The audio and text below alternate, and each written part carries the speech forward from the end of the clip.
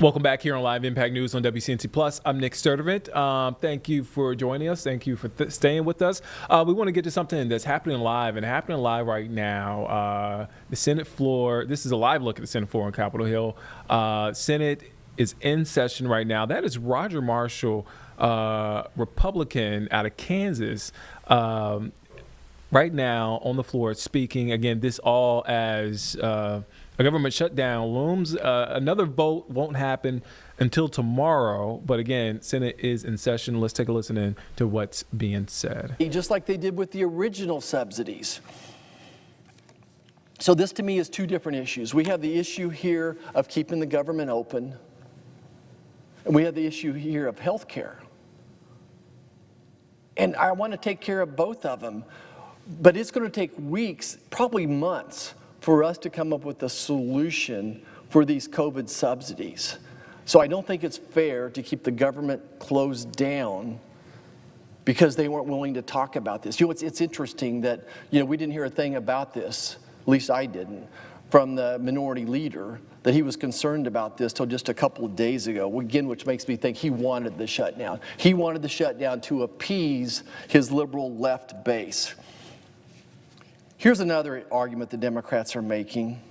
There's a fight about health care for illegal aliens.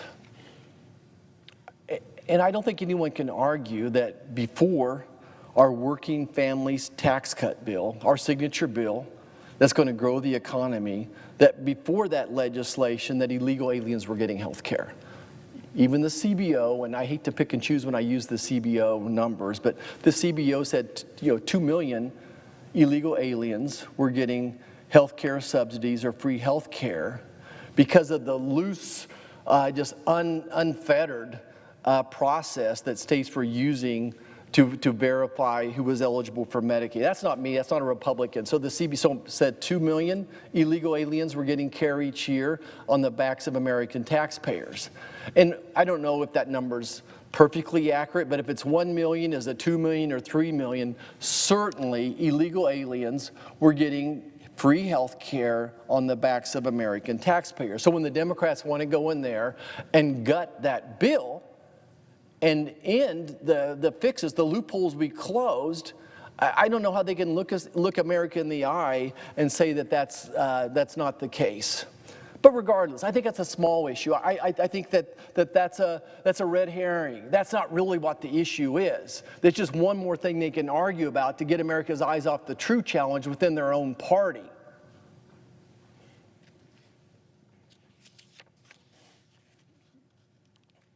The minority leader says we're not negotiating. I just think that's such an untruth, that we're not negotiating. My gosh, the Appropriations Committee, Republican-led Appropriations Committee, has been negotiating since President Trump, since we were sworn in January. And just nothing but compliments to Senator Susan Collins and her team, and the Democrats on the appropriations team. They're doing their job, but Minority Leader Schumer wants to do this negotiation in the back doors. He wants to continue the status quo where for the government funding, they go back behind a door in a closed office, the cameras are off, and they want to cut a deal. You talk about the four corners up here, the Speaker of the House, Minority Leader in the House, Minority Leader in the Senate, and then the Majority Leader, the head of the Senate here, of course, John Thune. So Senator Schumer thinks they can go behind closed doors, and there's 2 New Yorkers in that room, and build all their bridges to nowhere. But Republicans want to fund the government in open daylight through the Appropriations Committee with the lights on, the cameras on. The Appropriations Committee passes legislation. There's 12 buckets of funding to fund this discretionary spending that Senate Republicans are trying to lead here. 12 buckets of funding. Again, under great leadership, they've passed 8 of these 12 buckets out of committee. almost 90% of funding for the federal government, discretionary spending, again, of course, that they've already finished the job. Senator Collins has done an incredible job getting it through committee, bipartisan. I mean, you look at the votes on these bills, it's like 25-0, 23-2, 24-1. Huge bipartisan victories done in the light of day, and then those should come here to the floor and let America see exactly what's in them. And if there's a bridge to nowhere in there, let me stand up here and offer an amendment to strike that funding. And then let that senator defend why his or her state should have this bridge to nowhere. That's what's supposed to happen, the light of day. But Senator Schumer wants to go back to the dark ages where he can go in a back room, a back New York room, and then cut a deal for all of his bridges to nowhere. The House, I believe, have passed all 12 of their funding bills out of committee. Now, we've got 3 of those across the floor. There's 5 more sitting there, but Senator Schumer refuses to release anybody on. All right, so you're watching Live Impact News on WCNC Plus. I'm Nick Sturdivant. Happening right now is a discussion on the Senate floor, but we want to take you now to a press conference there in the UK. This is after police declared a terrorist incident after 2 people were killed and 4 others injured, seriously injured, on Thursday when a man rammed a car into a crowd and stabbed people at a synagogue in the northern English city of Manchester. Let's take a listen in to what's being said. Thank you.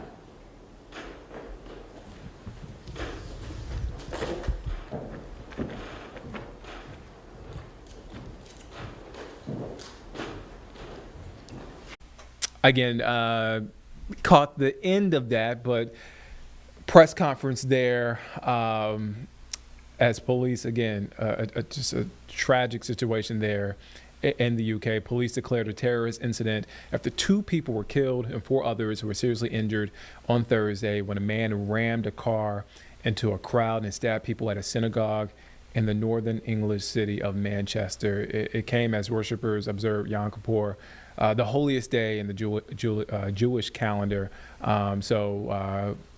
Looked like we got an update there. We just missed it. We'll make sure to get that to you as soon as possible. But for now, let's go back to the U.S. Senate floor as debate continues, and again, as this government shutdown continues. Let's take a listen in.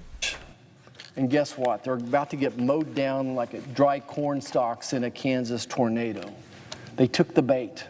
They took the bait, empowering the White House to finally shrink this federal government, this monster of a beast that we have here now. You know, when Joe Biden was sworn in 2021, there was about 2.8 million federal employees. So President Biden started 2.8 million. By the time he finished, we had over 3 million federal employees. Now, President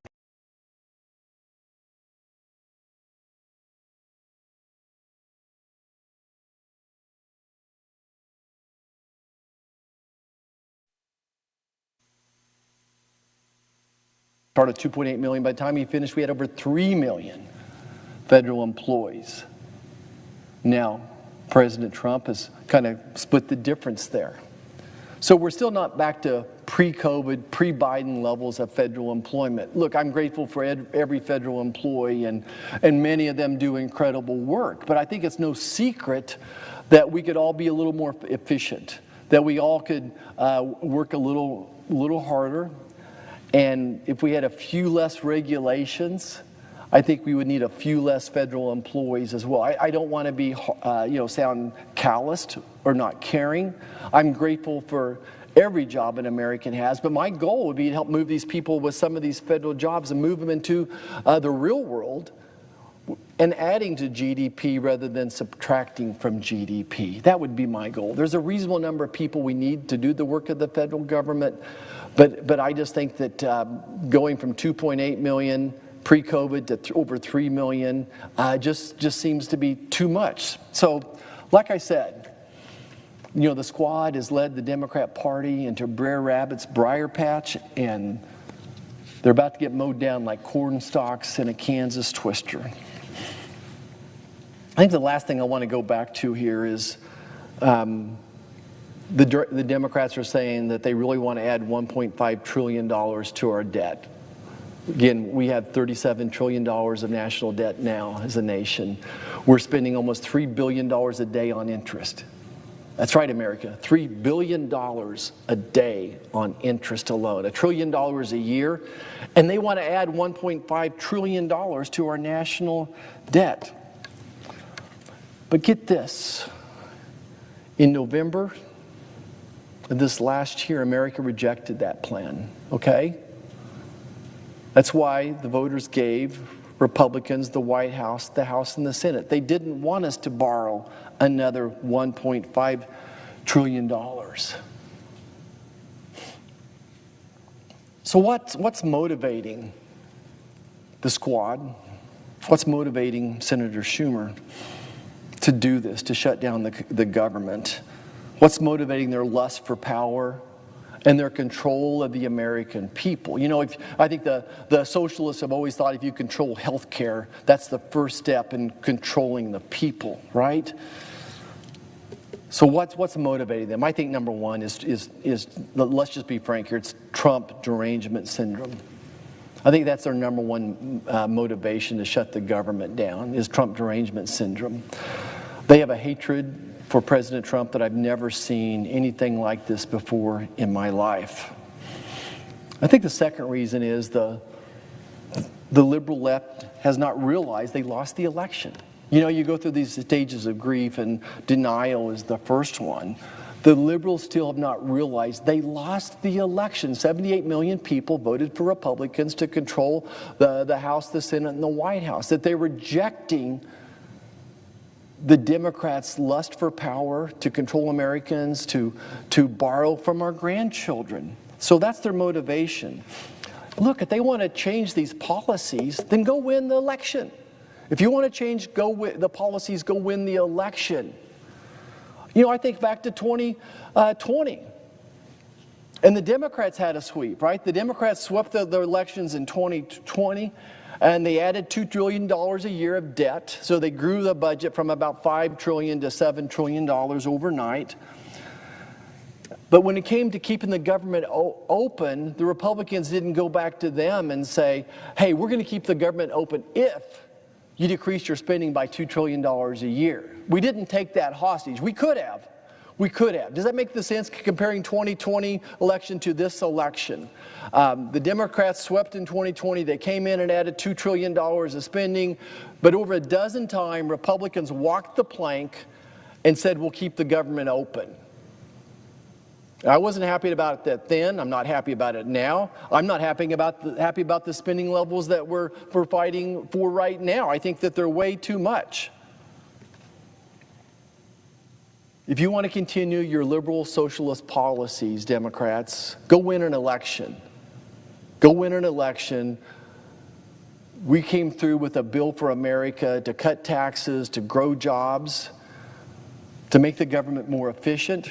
And look what's happening. You know, the gas prices are down, grocery prices are down, the border's secure. All those types of things are happening under Republican leadership. We want to address the cost of health care. We truly, truly do. I want to point out that we're just not going to negotiate borrowing another $1.5 trillion or continued throwing money at healthcare issues in order to keep the government open. Again, this is apples and oranges. We need to open the government back. We need to fund the government for a couple months, a clean CR, let Senator Collins and her team, working with Democrats, get that other 10% of funding across the finish line. In 2 months' time, we can bring those bills to the floor in front of the American public, debate them, offer amendments, make senators defend their bridges to nowhere, as I call them, and then continue the work on health care. And it's not going to be easy. It's going to be painful. When $5 trillion is being spent on health care in this country every year, and all these big corporations are grabbing that money as it goes by their front desk, it's not going to be easy to drive down the cost of health care, but we have to do it. To me, this is common sense. We're asking the Democrats to vote for a clean CR based upon levels of spending that every Senate Democrat in here that was in office voted for just 7 months ago. 7 months ago, every Democrat in here voted for these spending limits. Again, a dozen times under Joe Biden, Republicans walked that plank and kept the government open. I pledge to you, I pledge to every Democrat, no one's going to work harder than I will to help solve this riddle for health care, focused on driving the cost of health care down. But at the end of the day, this shutdown keeps us from doing the real work of the people, from having real debates about the cost of health care, our national debt, our spending, all those things. During a shutdown, things freeze up here. And we can't do the work that we need to do in our committees to address these different problems. One of our presidents once said this, and I'm going to quote him. I know that it's said that one of the easiest things in the world is to give away somebody else's money. But government does not have money except the money it takes from people. And so every time we talk about spending money on this or that program, on health care or COVID subsidies, let's remember that the government has no money except what it takes from the people. And the people know that, and they're feeling it. They're feeling the pain of the government taking so much money. That's my quote. Go back to the president's quote here. And the people are tired of big government taking all the money they earn. Boy, if you're a senator up here and you're listening to anybody back home, I think you understand folks back home are tired of big government taking all the money they can earn. So I ask my friends across the aisle, and they truly are friends. There's not an enemy. There's not a Democrat I would call an enemy. President Reagan said he had no political enemy, only political opponents. You know, no different than we see gladiators on Sunday playing these football games, and at the end of the game, they're shaking each other's hands. Both parties should fight for what they think is right. But if we stay fixed on the goals, the common goals, working towards a balanced budget, keeping the government. All right, so you're watching Live Impact News on WCNC Plus. I'm Nick Sturdivant. Right there is a live look at the Senate floor. That's Roger Marshall, Republican out of Kansas, on the Senate floor. Again, another vote is not expected until tomorrow. But again, the Senate is still in session as we are in day 2 of the government shutdown. We are expected to get an update from Julie Kay, covers all things politics for us, on the impacts of the government shutdown a little later. But first, we want to take a break. We'll be back here in just 2 minutes here on Live Impact News on WCNC Plus.